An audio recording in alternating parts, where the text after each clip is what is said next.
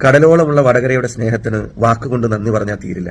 എന്റെ പ്രവൃത്തിയിലൂടെ ഈ സ്നേഹത്തിന് നന്ദി കാണിക്കാൻ ഞാൻ ശ്രമിക്കുമെന്ന് ഞാൻ നിങ്ങൾക്ക് ഉറപ്പ് നൽകുകയാണ്. ഈ നാടിന്റെ വളർച്ചയ്ക്ക് വേണ്ടി പരമാവധി കഠിനാധ്വാനം ചെയ്യുന്നു നാട്ടിലെ ജനതയെ രാഷ്ട്രീയത്തിനും ജാതി മതചിന്തകൾക്കും അതീതമായി ഒന്നായി കാണുമെന്നും പറയാൻ ഞാൻ ആഗ്രഹിക്കുന്നു. ഇത് ഈ നാട്ടിലെ ജനങ്ങളുടെ വിജയമാണ്.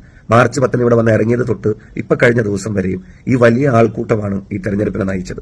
ഞാനല്ല സ്ഥാനാർത്ഥി എന്ന നിലക്ക് ഞാൻ നയിച്ച തെരഞ്ഞെടുപ്പല്ല, നിങ്ങൾ നയിച്ച തെരഞ്ഞെടുപ്പാണ്. അതുകൊണ്ട് ഇതിന്റെ പരിപൂർണമായ ക്രെഡിറ്റും വടകരയുടെ ജനങ്ങൾക്കാണ്. ഇത് ജനങ്ങളുടെ വിജയമാണ്.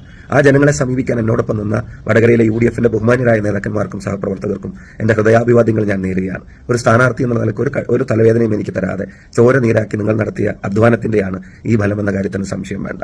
എല്ലാ വിഭാഗീയ പ്രവണതകളെയും വടകരയുടെ മതേതര മനസ്സ് ഒറ്റക്കെട്ടായി പരാജയപ്പെടുത്തിയതിന്റെ പേരിലാണ് ഇത്ര ഉജ്ജ്വലമായ ഒരു ഭൂരിപക്ഷം നമുക്ക് ഇവിടുന്ന് ലഭിച്ചത്. RMPയുടെ പ്രിയപ്പെട്ട സഹപ്രവർത്തകരും നേതാക്കന്മാരും നിങ്ങളുടെ ആത്മാർത്ഥമായ പരിശ്രമങ്ങൾക്കും ഞാൻ എന്റെ ഹൃദയാഭിവാദ്യങ്ങൾ ഈ തെരഞ്ഞെടുപ്പുമായി ബന്ധപ്പെട്ട് നേരാൻ ആഗ്രഹിക്കുകയാണ്.